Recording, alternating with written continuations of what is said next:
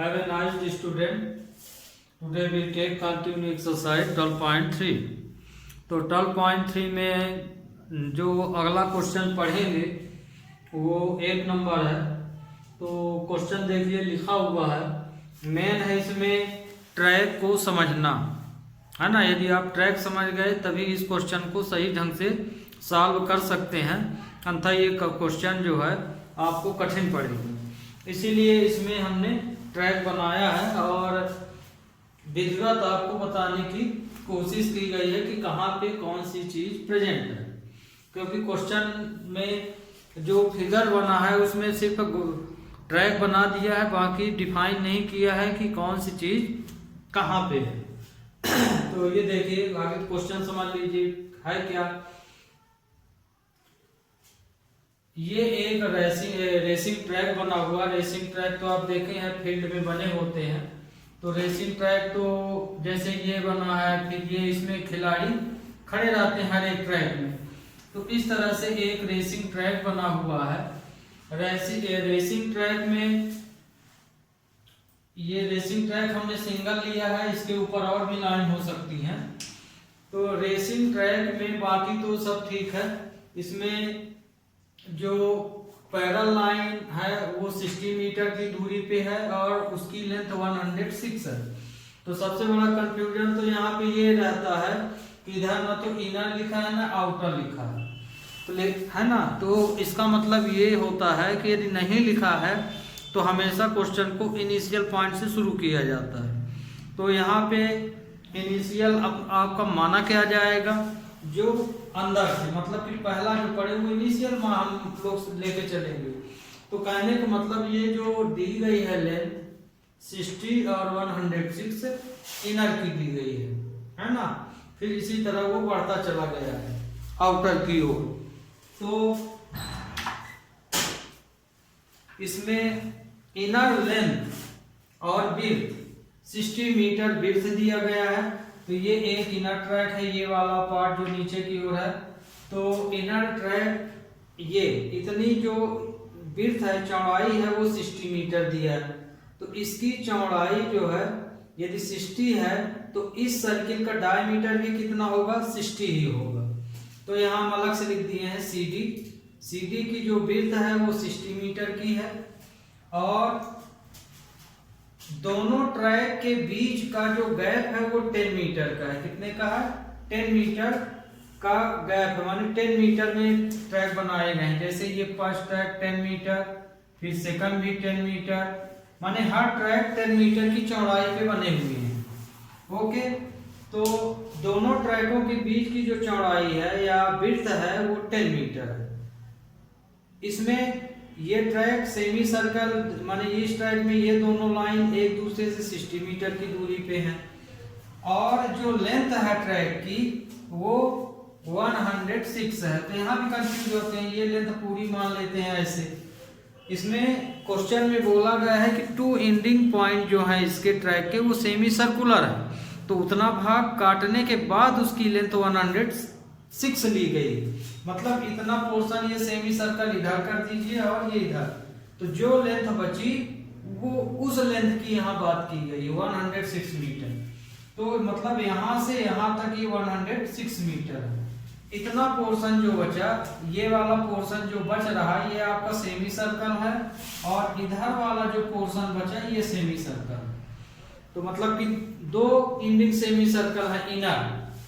तो आपको क्वेश्चन अब समझ में आ गया होगा। एक ट्रैक है, ट्रैक की इनर विड्थ 60 मीटर है और लेंथ जो है ट्रैक की सेमी एंडिंग पॉइंट में जो सेमी सर्कल है उसे कट करने के बाद उसकी लेंथ है 106 मीटर, है ना। और इनर ट्रैक ये माना जाएगा, इसकी विड्थ दी गई है। तो मतलब क्वेश्चन में ये जो दिया गया है विड्थ, ये इनर ट्रैक की विड्थ है ये वाली और 106 जो है सेमी सर्कल को कट करने के बाद जो लेंथ बचती है वो है 106 मीटर। ओके, तो अब आपको समझ में आ गया होगा। तो इनर ट्रैक में ये सेमी सर्कल बना है, तो जितनी ट्रैक की विड्थ हम यहाँ दी गई है वही उसकी डायमीटर हो जाएगी। तो रेडियस यदि विड्थ 60 का है तो रेडियस 30 का हो जाएगा। फिर आउटर की हमें रेडियस निकालना है, तो ये दिया गया है कि 10 मीटर है दोनों के बीच का गैप, तो 30 में 10 प्लस कर देंगे, तो आउटर की जो रेडियस निकलेगी वो 40 मीटर की निकलेगी। तो अब ये आपको समझ में आ गया होगा। अब इसमें देखिए पहला क्वेश्चन, जो यहाँ आपको समझाएं वही चीज यहाँ हमने लिख दिया है ना, जो यहाँ डिफाइन किया है वही यहाँ पे है। ओके, तो आप देख लीजिएगा वही चीज लिखा हूं जो यहाँ पे है, यहाँ पे सेम है। अब पहला क्वेश्चन है the distance around the track along its edge. अब इसमें डिस्टेंस पूछा गया है, तो डिस्टेंस का मतलब क्या होता है, आप नापते चले जाइए एक सीधी लाइन से, मतलब पेरीमीटर है इसका मतलब। तो पेरीमीटर तो आप आगे इसका भी निकालेंगे, इस लाइन का, और इनर सर्किल के सरकमफेरेंस को भी निकालेंगे। तो मतलब कि इसका हमें निकालने को बोला है ना, डिस्टेंस इनर एज तो दिया है यहाँ पे, distance around the track along it's inner as. Inner as मतलब कि जो अंदर की ये लाइन है इनर एज, तो उसकी लेंथ क्या होगी टोटल, मतलब पेरीमीटर क्या होगा। तो इसमें दो सेमी सर्कल हैं और ये आपका जो लेंथ है ये, तो लेंथ प्लस 2 इंटू लेंथ होगा। ध्यान रखिएगा यहाँ पेरीमीटर में रेक्टेंगल नहीं लगाएंगे कि 2 इंटू लेंथ प्लस विड्थ आप लगा दीजिए। बहुत बच्चों के माइंड में रहता है कि यहाँ पे लेंथ प्लस विड्थ क्यों नहीं लगा रहे हैं, लेंथ भर क्यों लगा रहे हैं। तो उसका कारण है कि इतना भाग तो हम सेमी सर्कल में ऑलरेडी नाप चुके हैं, क्योंकि यहाँ पे 2 पाई r लगाएंगे तो r में तो ये खुद ही चला गया, तो इतना भाग जो है आपका सेमी सरकमफेरेंस में शामिल हो गया। माने विड्थ किस में शामिल हो गई, सरकमफेरेंस में, रेडियस के रूप में। तो इतना तो आप यहाँ मेजर कर लिए, r की वैल्यू में रख रहे हैं। अब बचा क्या, लेंथ बची, तो लेंथ तो हम नहीं रख रहे हैं इसमें, इसलिए 2 इंटू लेंथ हुआ है। 2 क्यों हुआ है, एक लेंथ ये है एक लेंथ ये है, मतलब 2 पैरेलल लाइन है इसलिए डबल हो गया ये। तो अब आपको ये समझ में आ गया होगा। तो सरकमफेरेंस यहाँ क्या होगा, 2 पाई r1, इसमें शायद ना दिखता हो सही ढंग से ग्रीन कलर में, तो रेड से 2 पाई r1 plus 2 into length. Length is तो 22/7, r1 की वैल्यू है 30। यहाँ पे r1 इनर से मतलब है, तो r1 की वैल्यू कितनी है, 30 है। और ये देखिए यहाँ लिखा r1 इक्वल टू r2 की जो वैल्यू निकाले हैं, r1 प्लस 10 रखे हैं तो 30 प्लस लिया है। r1 की ये वैल्यू है आपकी यहाँ 30 प्लस 2, लेंथ कितनी है 106। अब इसको सॉल्व कर दीजिए, वही आपका फाइनल आंसर हो जाएगा। तो इनमें तीनों का जब हम इंटू करेंगे तो इंटू कितना आएगा, 1320/7, 2 6 जा 12, 1 और 2 1 जा 2, तो ये आया 212। एलसीएम ले लीजिए, तो एलसीएम जब लेंगे इसमें तो 1320 प्लस 7 2 जा 14, 8 7 2 जा 14, ये आएगा।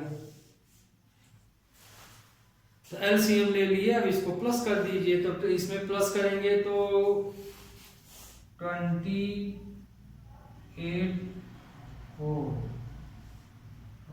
7 आ जाएगा मीटर। तो स्टूडेंट ये आपका फाइनल आंसर हुआ। तो ये पहला आंसर हुआ है आपका।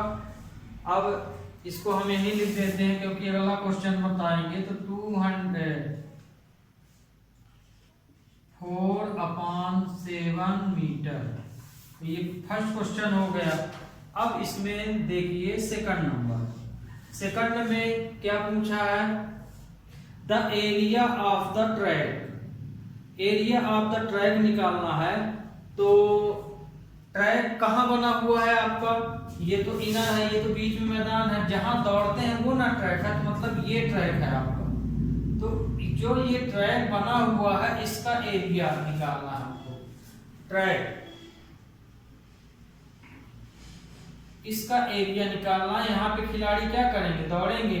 तो इस ट्रैक में इस ट्रैक का एरिया क्या होगा ये हमको फाइंड करना है। ये एरो का निशान लगा दिए हैं। एरो का निशान यहाँ मतलब कि यहाँ ही इसे ही ट्रैक बोलते हैं।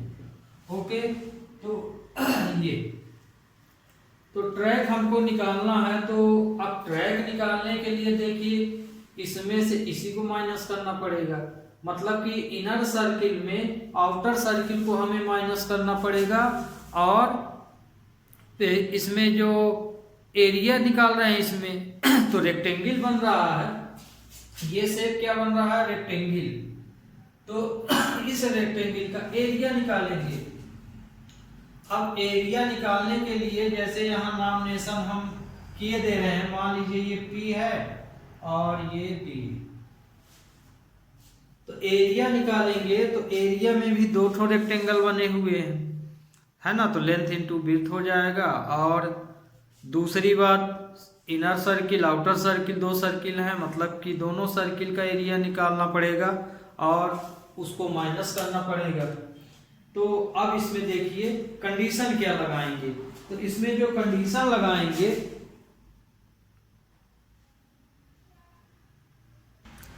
तो इसमें देखिए सेकंड नंबर में क्या लगाना है?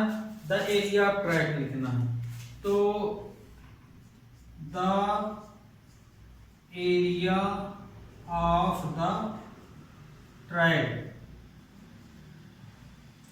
एरिया ऑफ ट्रैक में इनर सर्किल को माने इन इसके बीच का निकालना है। तो इसमें हम लिख सकते हैं,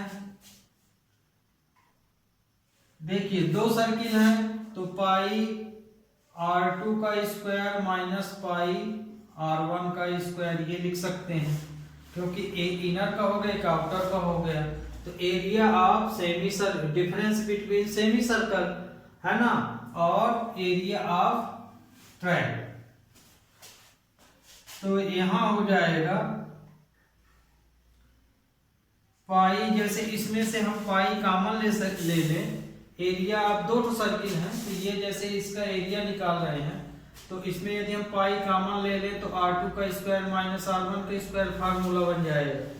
तो अब यहाँ ध्यान रखिए कि दो ठो है सेमी सर्कल, तो दोनों सेमी सर्कल मिलके एक सर्किल बना लेगा। दूसरी कंडीशन आप लिख सकते हैं कि 2 × 1/2 सेमी सर्कल लगा सकते हैं। दो सेमी सर्कल एक ये तो या तो आप इस तरह से लिखिए 1/2 पाई r1 का स्क्वायर, है ना, और इसी तरह से माइनस ये जो ग्रेड बड़ा हो उसको आगे लिखना है, और ये पाई r1 का स्क्वायर ऐसे भी लिख सकते हैं। दूसरा, दोनों सेमी सर्कल ऐड होके क्योंकि सेम है इसलिए सर्किल बना लेंगे, तो आप सर्किल शेप में भी लिख सकते हैं। तो यहाँ देखिए पाई r2 का स्क्वायर माइनस पाई r1 का square plus 2 × length into width, length into width, ये कंडीशन लगा लिए। Area of track, area of track मतलब कि इसका निकालें। ध्यान रखिएगा जैसे आपको दिक्कत जा रही लेंथ विड्थ क्या है, तो यहाँ रेक्टेंगल ये PBCD भी यहाँ पे दिया गया है। तो आपको समझने के लिए एरिया ऑफ रेक्टेंगल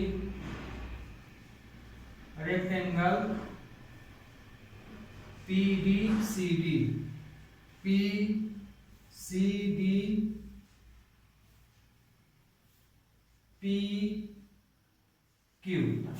CDPQ हम नाम लिख दिए हैं, ये आपका हम Q मान लेते हैं, ये Q। तो ये आ जाएगा पाई कॉमन ले लिए तो r2 का स्क्वायर कॉमन r1 का square plus 2 × length into width हो जाएगा। तो 22/7 r2 की वैल्यू है 40 का स्क्वायर माइनस 30 का स्क्वायर, r1 की वैल्यू है 2, लेंथ कितना है 106 × विड्थ है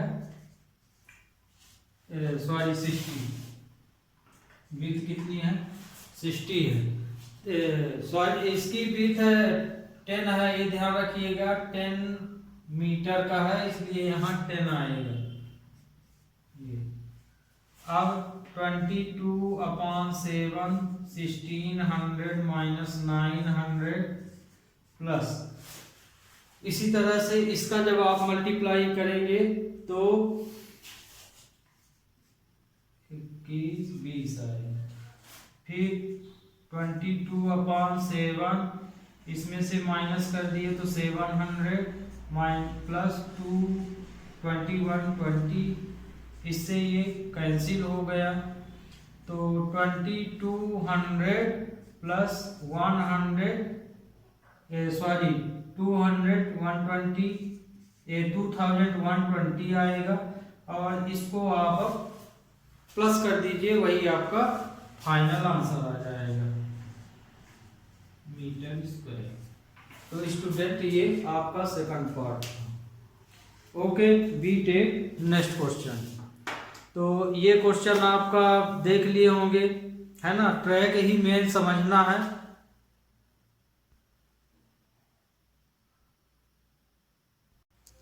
next question, in the given figure AB and CD are two diameter of the circle with center O perpendicular to each other and OD is diameter of the smaller circle. If OA 7 centimeter, find the area of shaded region. Figure दिया गया है, figure में दो circle हैं लेकिन centre O ही लिया है दोनों के लिए, माने O से ही ये सर्किल टच करके जा रहा, माने टेंजेंट है। तो फिगर आप देख रहे हैं, फिगर में ये स्मॉलर सर्किल है और AB डायमीटर से ये पोर्शन सेमी सर्कल है और ये पोर्शन सेमी सर्कल। तो इसमें ये बोला है कि इस फिगर में जो भी दिखाया गया है, तो हमने ग्रीन कलर किया है, इसका एरिया जो है हमें एरिया ऑफ साइडेड रीजन, तो हमें इसका एरिया निकालना है साइडेड रीजन का। तो कैसे निकालेंगे, तो इसमें देखिए OA OC OB OD ये तो रेडियस सर्किल के तो बराबर होंगे, तो ये OD जो है स्मॉल सर्किल का डायमीटर हो जाएगा, तो रेडियस इसका 7/2 होगा। और OA और OB यदि हम प्लस कर ले तो यहाँ से ये सेमी सर्कल बनता, मतलब कि डायमीटर तो दिया ही है क्वेश्चन में, तो डायमीटर की लेंथ क्या होगी, ये 7 ऐड हो जाएगी तो 14 सेंटीमीटर हो जाएगी। तो इसकी जो रेडियस बनेगी वो कितनी बनेगी, ये आपका R2 माने हैं तो ये D2 हो गया, तो R2 यहाँ पे हो जाएगा 7 सेंटीमीटर। तो हो गया, मेन इतना ही था। और दोनों ही डायमीटर आपस में परपेंडिकुलर है, ये दे दिया है। तो कहने का मतलब कि हमें साइडेड रीजन निकालना है, तो क्या करेंगे, दोनों सर्किलों को प्लस कर देंगे और ट्राइएंगल को माइनस कर देंगे, तो एरिया ऑफ साइडेड रीजन आ जाएगा। तो area of shaded reason,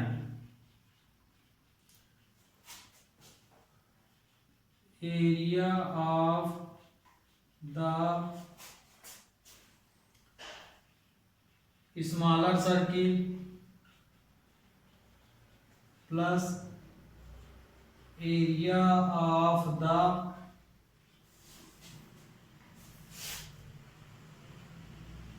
semi circle minus इन दोनों के एरिया में एरिया ऑफ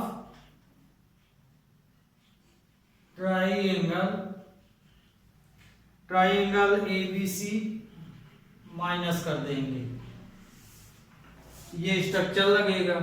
तो area of smaller circle pi R1 माने इसकी रेडियस, तो पाई R1 का स्क्वायर प्लस 1/2, ये सेमी सर्कल है, 1/2 पाई R2 का स्क्वायर, ये दोनों प्लस होके एरिया ऑफ ट्राइएंगल में माइनस होंगे, तो बेस इंटू हाइट होगा।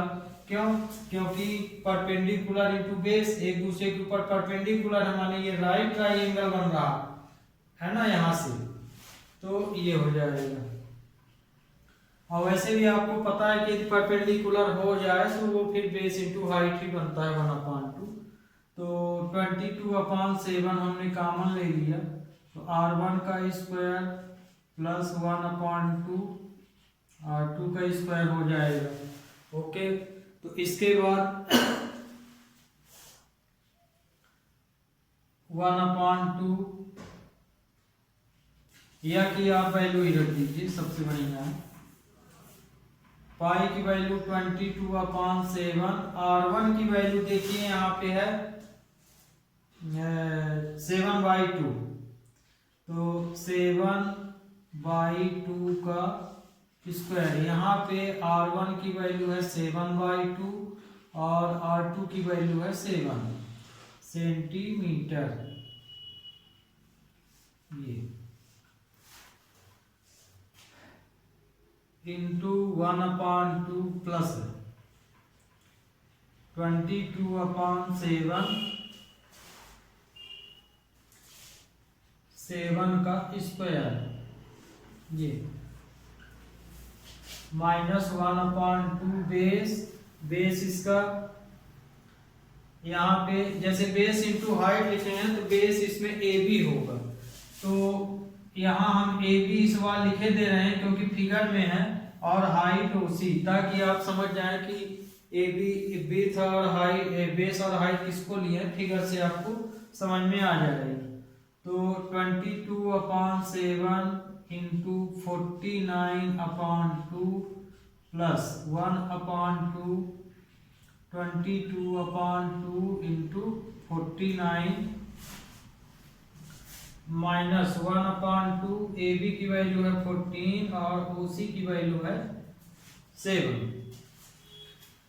जो नंबर कटे काट दीजिए, ये 11 आ गया, ये 7 से बन गया, ये 2 से 11 आया, तो ये 77 प्लस, और इसमें से इसको यदि आप कट करेंगे या इसमें आप इंटू भी कर सकते हैं, 49 11 9 9 3 5 539, तो 539 में 2 का डिवाइड कर लेंगे।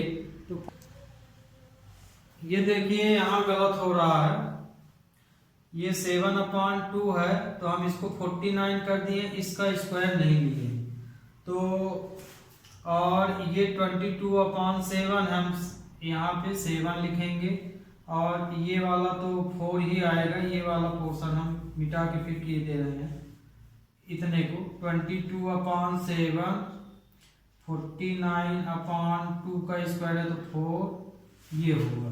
अब इनको कट कर लीजिए, तो कट करेंगे 77 आया था, तो ये हो जाएगा 7 7 जा 49 2 2 जा, ये तो ये आया 77/2 प्लस ये 7 से कट जाएगा, तो 77, ये 2 7 जा तो 49 आएगा।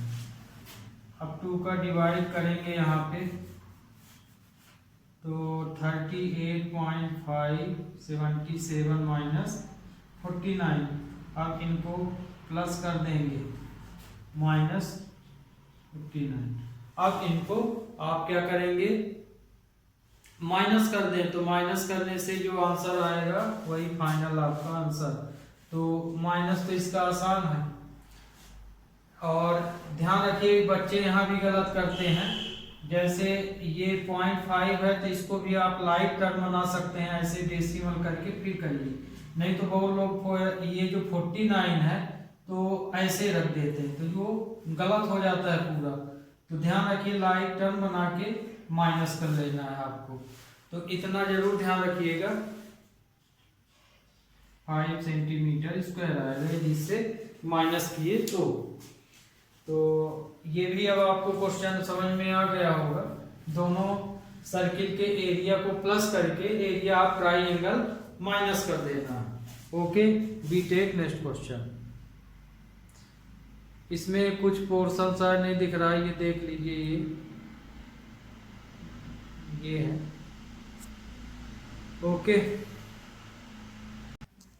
नेक्स्ट क्वेश्चन है 10 the area of an equilateral triangle ABC 1732.5 centimeter with each vertex of the triangle as center of a circle is drawn with radius equal to half the side of triangle. Find the shaded region. यहाँ पाई की value 3.14, root 3 की value 1.73205 हमको use करना। Figure के अनुसार ये देखिए 3 circle हैं, 3 सर्किल को मिला दिया जाए तो ये पार्ट बच जाता है, उसी को साइडेड पार्ट यहाँ कहा गया है। तो यदि हम सर्किल के सेंटर को आपस में मिला दें तो एक इक्विलेटरल ट्रायंगल बनता है। तो बताना है कि साइडेड रीजन कितना होगा। तो इसमें देखिए डायमीटर तो दिया नहीं है, लेकिन ट्रायंगल का एरिया दिया है। कितना दिया है? 1732.5 सेंटीमीटर दिया है। तो हम इसकी मदद से ये साइड फाइंड कर लेंगे, कोई भी साइड फाइंड कर लेंगे, और फिर जब हमें साइड मिल जाएगी वही सर्किल का इसकी साइड जो है सर्किल की रेडियस बता देगी। क्योंकि सर्किल सेम है तो मतलब ये कि टेंजेंट से इनकी डिस्टेंस सेम रहेगी, तो आर की वैल्यू आ जाएगी। तो देखिए ये हम लगा दिए हैं क्वेश्चन, है ना। तो इसमें देख समझ लीजिए ये चीज दी गई है ना, क्वेश्चन में ये दिया गया है। इक्विलेटरल ट्रायंगल का फार्मूला क्या होता है? √3/4 साइड का स्क्वायर। यहाँ चाहे तो आप कोई नंबर भी सपोज कर सकते हैं, वेरिएबल्स हमने नहीं किया। तो ये देखिए ये वैल्यू इसके इक्वल हो जाएगी, क्योंकि एरिया तो दिया है तो एरिया की वैल्यू हमने ये रख दी। अब √3 की वैल्यू क्वेश्चन में कितना दिया है? √3 की वैल्यू ये दे रहा था, यहाँ रख दिए। तो देखिए दोनों ही नंबर लगभग सेम, पूरे ही सेम है, डेसिमल का अंतर। तो यहाँ से हम साइड निकाल लिए तो ये वैल्यू रेसिप्रोकल हुई। तो इससे हम कट करेंगे तो आएगा 14,000, है ना। अब आप इसको कट कर सकते हैं, मल्टीप्लाई करके मत कीजिएगा, लाइट टर्म इसको बना के काटेंगे तो ये आपका 10,000 आ जाएगा। इसको हम इससे कट करेंगे तो कितना आएगा? 10,000, फिर 4 का मल्टीप्लाई कर देंगे तो 40,000 का रूट निकला 200। तो मतलब अब हमें साइड इसकी फाइंड हो गई, ये भी है ना। ये जो साइड है साइड अपॉन 2 का डिवाइड कर दिए तो रेडियस आ गया। तो इसकी हमने साइड कितनी फाइंड कर ली? इसकी साइड हमने फाइंड कर ली 200 मीटर, 200 सेंटीमीटर। ये AB की लेंथ है ये। तो क्योंकि सर्किल सेम है तो मतलब कि जब सेम है तो इनका डिस्टेंस भी सेम होगा, मतलब कि यहाँ जो जितना डिस्टेंस वही है। तो रेडियस इसका आ जाएगा 200 का आधा, मतलब कि 100 सेंटीमीटर इसकी रेडियस आ जाएगी। तो मेन इसकी रेडियस ही निकालनी थी तो 100 सेंटीमीटर आ गई। तो मेन क्वेश्चन में इतना ही था। इसके बाद तो आप स्ट्रक्चर लगाएंगे और सॉल्व कर देंगे। तो आर की वैल्यू हम फाइंड कर लिए इस तरह से। अब देखिए आपके उसमें जो सॉल्व किए वो नहीं दिख रहा है, पूछेगा तो हम इधर की ओर कैमरा मूव करते हैं। ये जैसे देखिए ये यहाँ पे ये आया है, ओके। ये तो ये देखिए एरिया ऑफ साइडेड रीजन, तो एरिया ऑफ ट्रायंगल में एरिया ऑफ सेक्टर माइनस कर देंगे तो इसमें कुल कितने सेक्टर बन रहे हैं?